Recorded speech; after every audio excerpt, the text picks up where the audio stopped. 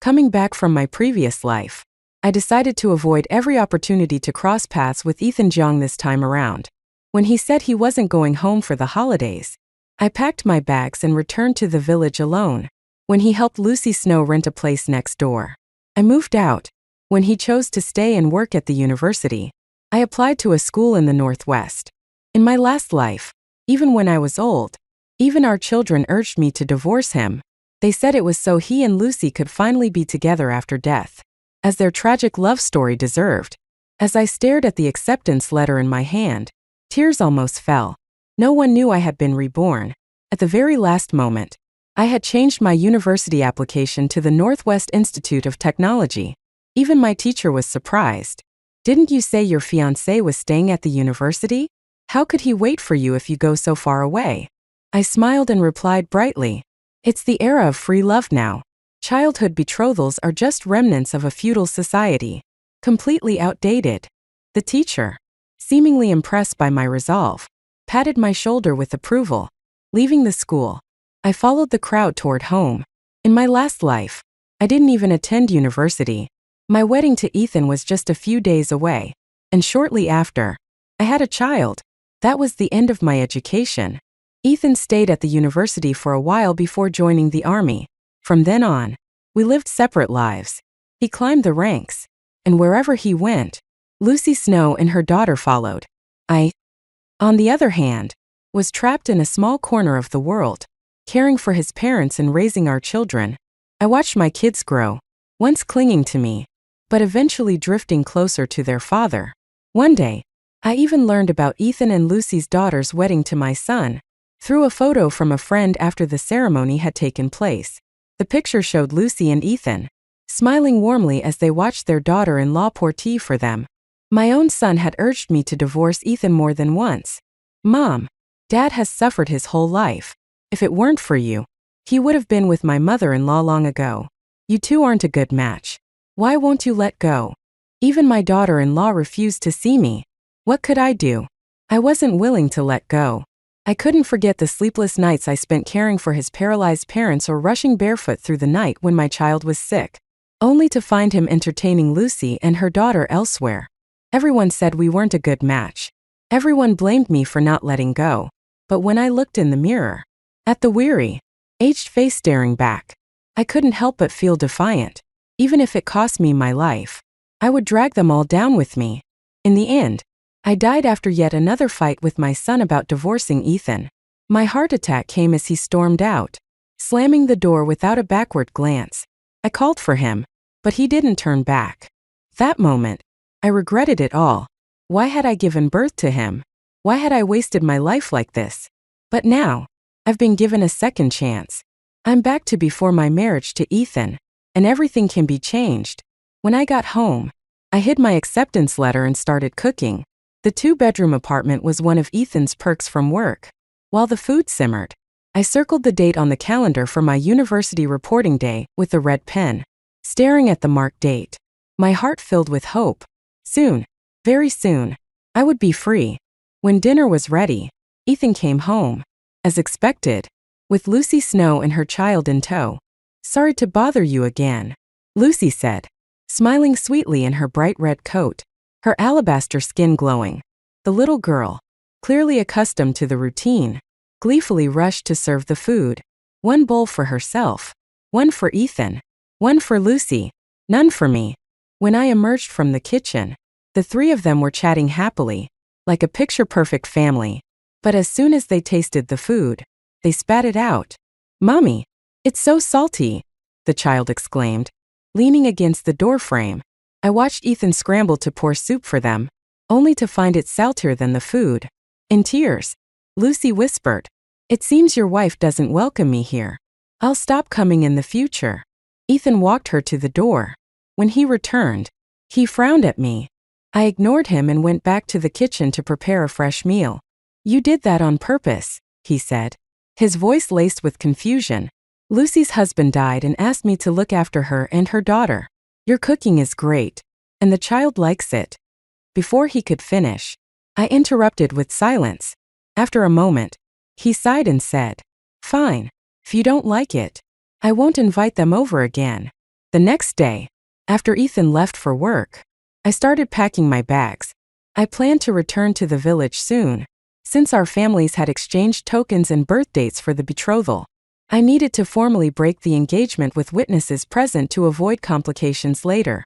As I packed, I came across the embroidered bedding I had worked on in secret for years.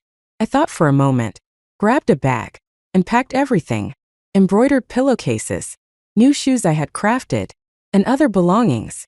I walked to the pawn shop at the end of the street. The embroidery that had taken me years to complete sold for 30 yuan. It wasn't much, but at university, every penny counts for meals and necessities. I set the money aside, ready to save it for the future. Back home, I marked another large X on today's date in the calendar. Just 20 days left. In 20 days, I'd leave this place and embark on my new life. Ethan returned late that night. The food I had prepared remained untouched. I ate at school, he offered as an offhand explanation. But the faint scent of white tea perfume clinging to him told me otherwise. He had eaten, yes, but likely with Lucy Snow and her daughter. Knowing he'd offend me by eating here, he opted to dine with them elsewhere before coming home. I quietly cleaned up the dishes and returned to my room. Inside were stacks of my high school books and notes, some spilling over into the living room due to lack of space. I tied up the books in my room with string, planning to sort the living room items after Ethan left the next day. If I was leaving, none of my things should remain here. As I packed, I heard a knock on the door. I knew it was Ethan. He was always polite, never entering my room without my permission. "What is it?" I asked, unwilling to let him see me packing. There was a moment of silence before he replied. "I was writing the marriage report. Is the 9th of next month okay for the wedding date?" The 9th of next month, the same day we had married in my previous life. I glanced at my neatly packed belongings. "Marriage is a big deal," I said calmly. "I'll check with my family tomorrow before giving you an answer." Another pause. Then I heard his footsteps retreating down the hall. Relieved, I leaned against the bed. Technically, given Ethan's current position, he didn't need family approval to file a marriage report. My parents were gone, and his family had taken me in due to our childhood betrothal. To everyone else, I was already part of the Jiang family. This marriage report was just a formality.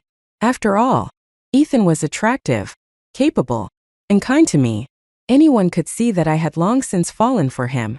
I owed the Jiang family, but I had already spent a lifetime repaying that debt. I didn't owe them anymore. This time, I would walk my own path, a path without Ethan Jiang.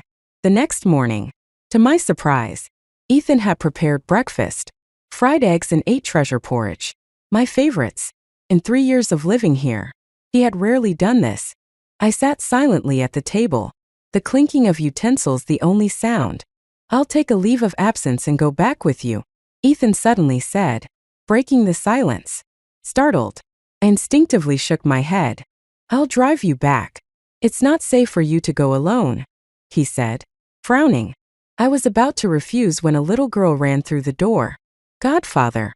She had pink butterfly bows in her hair and dove straight into Ethan's arms. "Nian Nian, why are you here? Where's your mom?" Ethan asked, glancing toward the door. Nian Nian looked up at me hesitantly. "Mom said Auntie doesn't like her, so she didn't dare come." I stared silently at the little girl who, in my past life, married my son yet never once appeared in front of me. Though she was only 3, her beauty was already apparent. No wonder my son, 4 years younger than her, had worshipped her and her mother as though they were deities. As expected, Ethan quickly left with Nian Nian, saying Lucy wasn't feeling well. Without another word to me, he rushed out the door with the child. I chuckled bitterly. At least now I didn't have to come up with an excuse to go back on my own.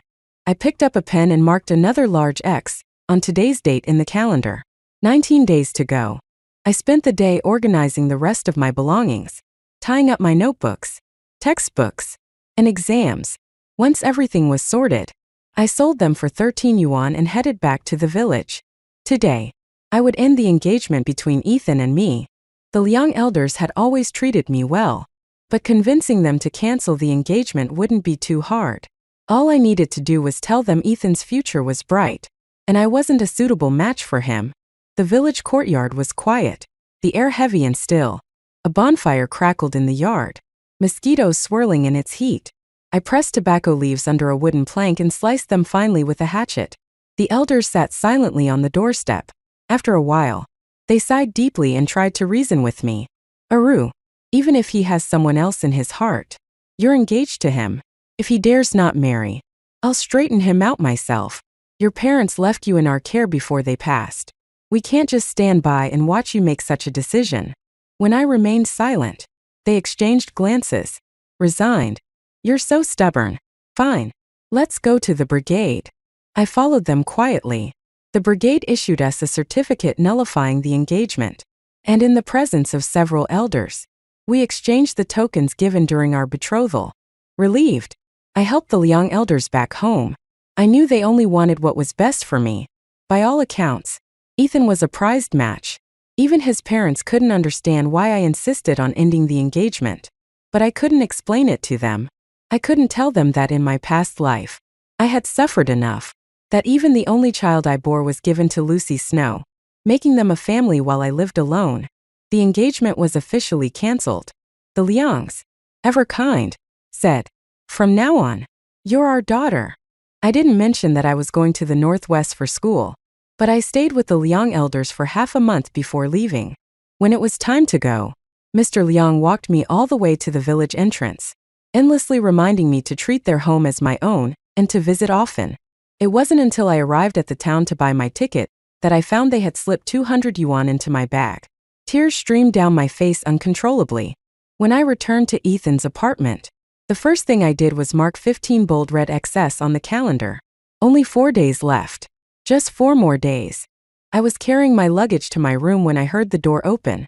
Ethan had just returned from work, accompanied, as usual, by Lucy Snow and Nian Nian. "You're back," Ethan said, sounding surprised. Lucy gave me a polite nod before turning and walking straight into my room. I frowned as she casually closed the door behind her, leaving my things stacked haphazardly in the living room. I glanced at Ethan. He hesitated for a moment, then explained, "It's been raining heavily, and Lucy's place has a leaky roof. She'll be staying here for 2 days. Since you weren't around and don't have much stuff, I let her use your room. So you think it's okay to clear out my belongings and give my room to someone else without my permission?" I asked, keeping my tone neutral. Ethan paused, then added, "I moved your things into my room. You can stay with me for now." As he spoke, he opened the door to his room. "By the way, where are all your books? There's barely anything left here." I looked at the small bundle he had set on the bedside table and pressed my lips together, letting it go. I replied indifferently, "The college entrance exams are over. There's no point keeping the books. So I sold them." Ethan frowned. "Even after the exams, you might still need them later. Why sell them?" I said nothing, and after a moment of silence, he changed the subject.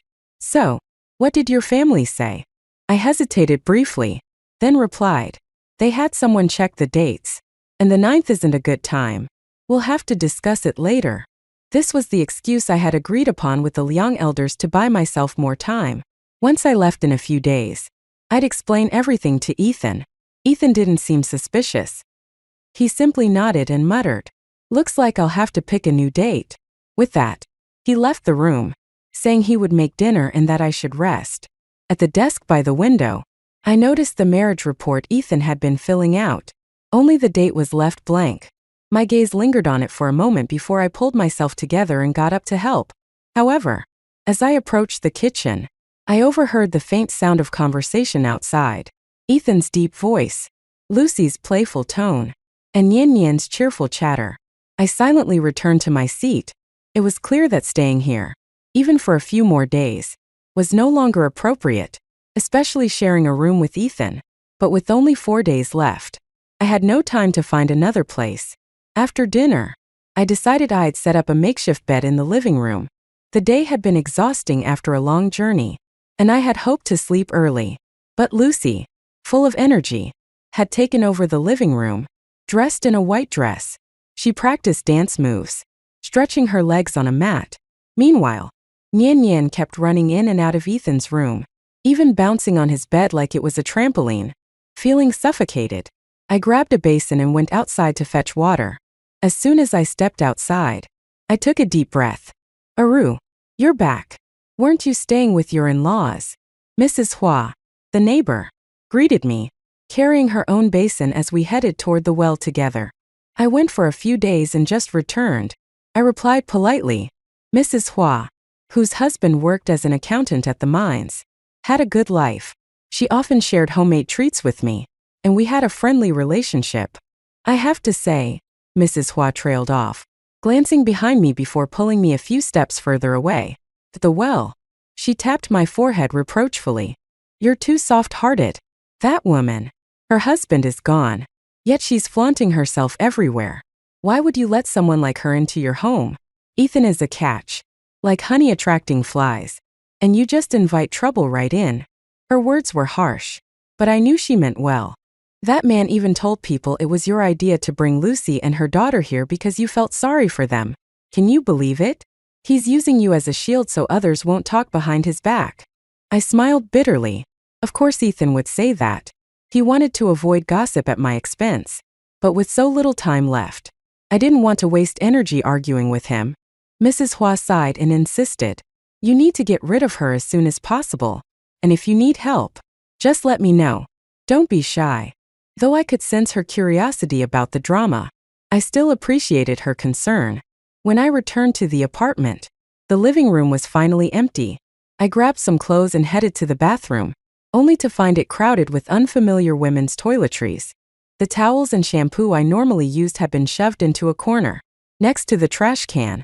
In their place were Lucy's things: 2 towels, shampoo, and a hairband. Auntie, Nian Nian needs to use the bathroom. Can you move? Lucy brushed past me, deliberately bumping my shoulder. My head hit the doorframe. Lucy Snow was already crouched nearby, holding Nian Nian and helping her with her business. When she was done, she turned to me, still standing at the door, and said softly, Sister-in-law, could you please move? You're blocking the way. Her voice was gentle, but the smugness and disdain in her eyes were unmistakable. I didn't budge. Apologize, I said calmly. Lucy froze, clearly not expecting me to stand my ground. Nian Nian, ever the protective daughter, rushed forward, gave me a hard shove, and began to wail. You're bad. You're bad. You bullied my mommy. You're a bad person. Ethan came rushing out of his room upon hearing Nian Nian's cries. What's going on here? He asked, clearly alarmed. Lucy's eyes brimmed with tears as she explained. It's my fault. Nian Nian had to go urgently, and since sister-in-law was in the bathroom, I asked her to step aside. That's all. Ethan glanced at me disapprovingly, though he didn't say anything in front of Lucy.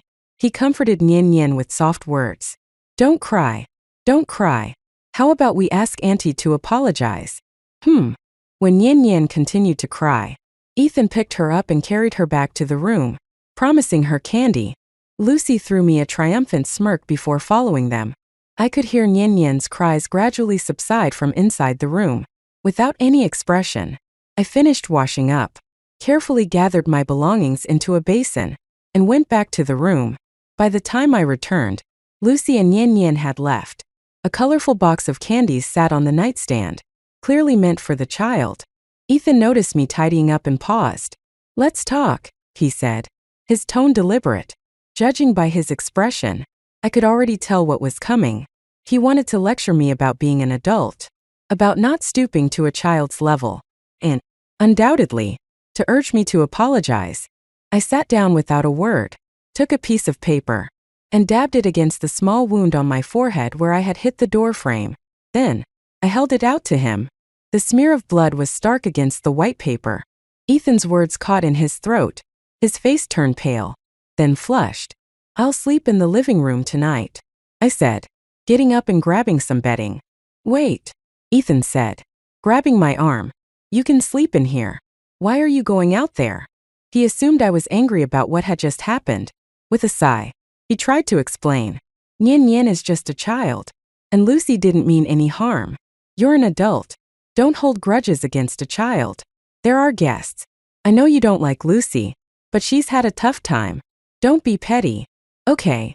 I let out a cold laugh. So you brought her back here and told everyone it was my idea. Right. Ethan's breath hitched. He opened his mouth but said nothing. I shook my head, smiling bitterly. No matter how noble his excuses sounded, his underlying intentions couldn't be hidden. For the sake of the Liang elders and to avoid tarnishing his reputation, I wouldn't confront him openly.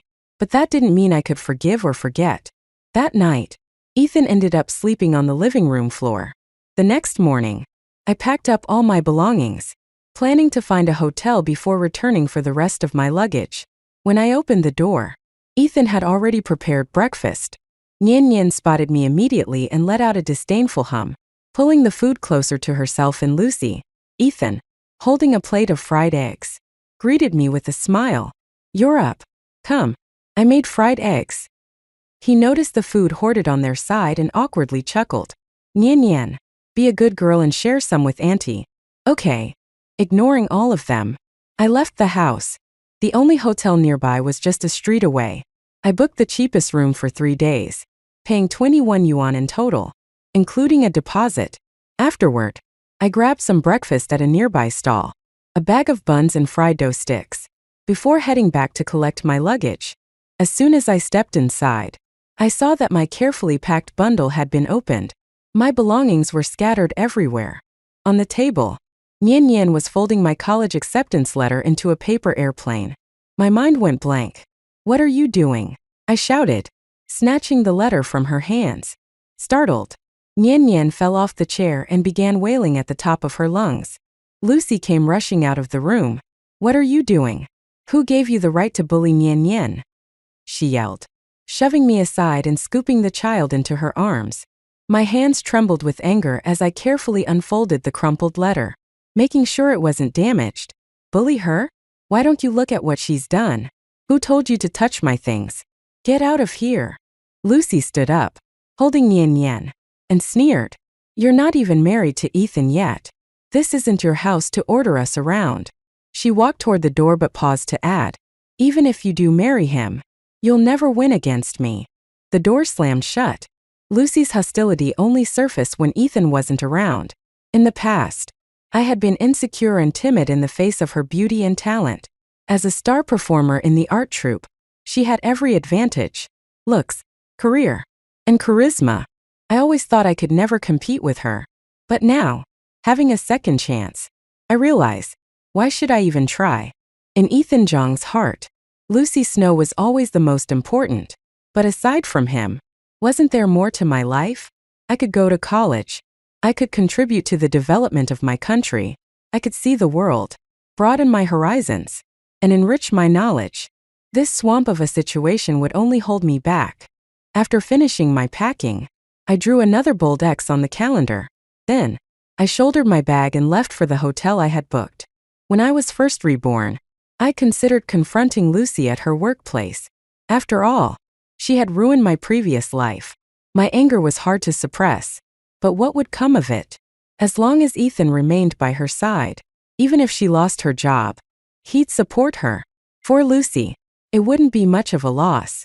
And as long as I cared about repaying the Liang elders for their kindness, as long as I didn't want to destroy Ethan completely, Lucy would remain untouchable. The real issue, after all, was Ethan himself. If his thoughts were upright, Lucy would have no hold over him. There were so many of Ethan's comrades from the army. Why wasn't anyone else acting as godfather to Lucy's child? Exactly. At the hotel, I tidied up briefly and took out some stationery to write Ethan a letter, setting aside his constant absence after we married, setting aside his entanglement with Lucy that lasted a lifetime. I thought back to the 3 years I spent in high school here. Ethan had provided for my food and lodging, and even occasionally helped me with my studies. For that alone, I owed him an explanation. In the letter, I told him that I had already gone back to dissolve our engagement and had been accepted into a university elsewhere. From now on, our paths would diverge, and we'd never see each other again. Halfway through writing, there was a knock at the door. Thinking it was hotel staff, I opened it, only to see Ethan standing there, looking disheveled and as though he'd been searching everywhere. The moment he saw me, he let out a heavy sigh of relief. Finally, I found you. As long as you're safe, That's all that matters. I stayed silent, expecting him to scold me. All right, don't be mad anymore. Come back with me, he said as he squeezed into the room, reaching for my belongings to help pack. I quickly pressed my half-written letter under a book, but his eyes fell on a silver bracelet peeking out of my bag. His expression shifted as he picked it up. Why is this bracelet here? Wasn't it with my mother? I froze, cursing myself for not putting it away earlier. In the afternoon, when Yin Yin had rummaged through my things, a small bell had fallen off, and I'd fixed it. This bracelet was the token from our childhood betrothal, which I'd retrieved recently. Ethan's face grew more perplexed. Why do you have this bracelet? It should be with my mom. As I scrambled for an explanation, he suddenly chuckled. I get it. My mom must have asked you to bring it to me. He placed the bracelet back into my bag and added casually, just keep it for now. We're getting married soon anyway. So what's mine is yours. I relaxed slightly, but my hand still pressed firmly against my bag. Ethan frowned. Are you still upset? Yin Yin was wrong. Sure, but she's just a child. Stop being so dramatic. Do you know how worried Lucy was when you ran out? She even scraped her knees looking for you and is still resting at home. I stared at him coolly, and his words faltered. You know. I began with a laugh. This afternoon, your daughter was rummaging through my bag. When I told her to stop, your precious Lucy said I had no right to tell her off. She even said that even if I married you, I wouldn't be able to compete with her. Ethan's expression darkened. What? My daughter? She's just my goddaughter. I ignored him and continued. You used the excuse of taking care of a comrade's widow to get close to her. But if your late comrade knew how you've been taking care of his wife, do you think he'd rest in peace? My sharp words pierced through his self-deception. His face paled, and he staggered slightly. After a long pause, he managed to say, Fine. If you're not coming back, stay here and reflect. I'll come back for you in a few days. With that, he turned and left in a hurry, muttering, I never wanted to wrong you. I'll go back and file the marriage report now. I shut the door with a blank expression. How ridiculous. In his eyes, agreeing to marry me was some grand favor for which I should be eternally grateful. The next day, I went to my teacher to pick up my train ticket, worried I wouldn't get a seat. My teacher had gone out of their way to arrange everything for me, and even contacted some acquaintances in the Northwest to look out for me. After sharing lunch with my teacher, I bought some local specialties as gifts for my future roommates. On the last night before leaving, I went to bed early. I thought I'd be restless, overwhelmed with emotions, but surprisingly, I fell asleep almost immediately. The next morning, I handed my letter for Ethan to the hotel front desk, checked out, and headed to the train station with my luggage. The 2-day train ride was bumpy, and I could only catch bits of sleep here and there. When I finally arrived at the university, I felt a deep sense of relief. After completing the registration process, my days became filled with intensive coursework. Having never had the chance to attend college in my previous life, I cherished every moment this time. Except for eating and sleeping, I spent all my time in class or at the library. 3 months into my studies, I received the first letter from Ethan. I wasn't surprised he had found me. A month earlier, I had already received word from my teacher that he had been asking about my whereabouts. Ethan Jiang had gone to see my teacher, and he knew I was in the Northwest. So, when I received a letter from him, I wasn't surprised. In his letter, Ethan said he did not agree to dissolve our engagement. He wrote that, in his heart, I had always been his wife. He insisted there was nothing between him and Lucy Snow and acknowledged that he knew I disliked her. He claimed he had already sent her away and would never see her again. He also said he would wait for me to return. Enclosed with the letter was 100 yuan. I put the letter away without replying, and I didn't touch the money. University coursework was demanding, while my grades were at the top of my class, and I had received scholarships. My monthly living expenses still weighed heavily on me. I had thought about finding a part-time job, but when my teacher heard about this, he scolded me and began sending me 50 yuan each month. In his letter, he made it clear the money was a loan, and at the end of the letter, he cheekily added, Don't worry, my wife knows about this and supports it wholeheartedly. For some reason, Tears started streaming down my face. In my past life, I had experienced despair, regret, and hatred, but I had never shed tears. In this life, I had remained composed as well. Yet now, the tears came freely. I cried uncontrollably, alarming my roommates, who quickly came over to comfort me. After that cry, I redoubled my efforts. Ethan's letters arrived every month, always with 100 yuan enclosed. In the final month of the semester, his letter admitted that he didn't think I would ever come back. Still, he promised to visit me and spend the new year together. But Ethan never came, and the letters abruptly stopped. Later, I learned from my teacher that Ethan had married Lucy Snow. My teacher wrote that the situation had been tumultuous. Ethan had originally applied for a transfer to join me, but someone reported him for improper relationships. Since I was gone and unavailable as a witness, the case was suppressed. However, Lucy lost her job because of the scandal, leaving Ethan with no choice but to marry her. My teacher's words were heavy but sincere. In hindsight, you are incredibly fortunate. You avoided what could have been a lifetime of misery. I knew I was lucky to have been reborn before my college applications, lucky to have avoided the quagmire of my previous life. A year later, I received another letter from Ethan. The first line read, "I'm sorry." He confessed that Lucy herself had been the one to report him. When Ethan wrote the transfer application to join me, Lucy had begged him to stay, but he refused. Out of desperation, she took a drastic gamble and won. By creating a scandal, she ensured they would have to marry. Ethan admitted that he had only later realized the significance of the dates I had marked on the calendar in the living room. He had always assumed those were the days I looked forward to marrying him. I smiled bitterly as I burned all his letters. As for the money Ethan had sent me, I returned every penny to my teacher, asking him to forward it back to Ethan. 2 years later, before I graduated, I joined the National Infrastructure Project, Project 201, dedicating my life to my country. I gave my years to my homeland, with no thought of return.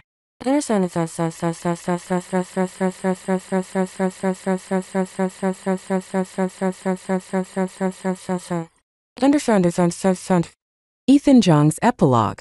That night at the hotel, after hearing Aru's words, I was consumed by anger and shock. I locked myself in my house for 3 days. During those 3 days, I realized how badly I had failed her.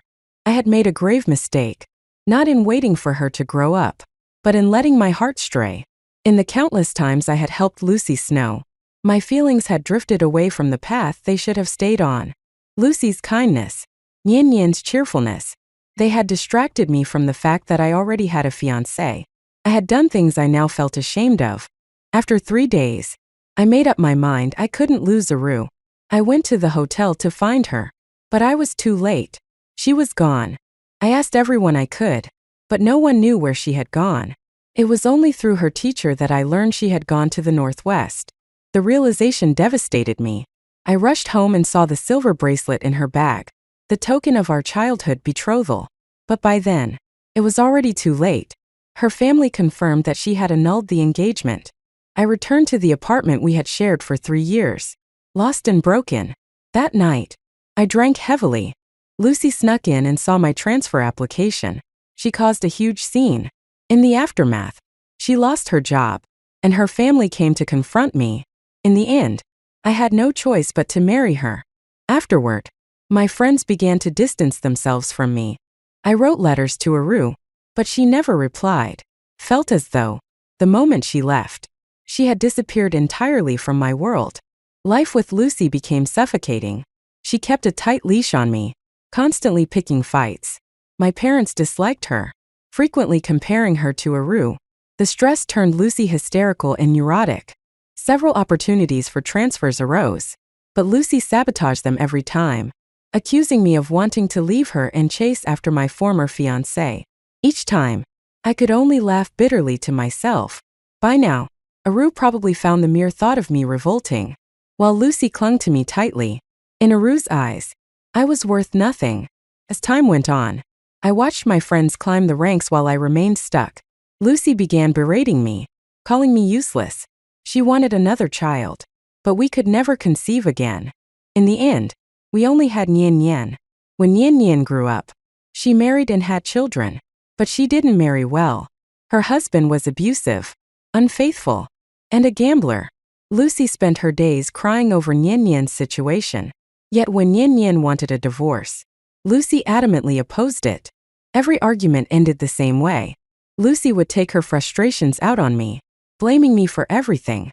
"You're useless. Why did I ever marry you?" Even Nian Nian resented me, accusing me of not having a high enough position to protect her. I had no response. Later, Nian Nian tried to escape her abusive husband after failing to get a divorce, only to be caught and beaten severely. By then, I was old and powerless to help her. Eventually, Nian Nian took her own life, leaving behind a 6-year-old child. I never imagined that in my old age, after losing my daughter, I would have to raise her child. Looking at Nian Nian's son, I was suddenly reminded of years past. A fleeting memory emerged of a youthful figure beside me, her eyes full of me and only me. I couldn't help but wonder, what if I had never involved myself with Lucy Snow? What if I had married Aru instead? Would things have turned out differently? But when had I lost her? I couldn't even remember. As I reflected on my life, I realized just how utterly meaningless it had all been.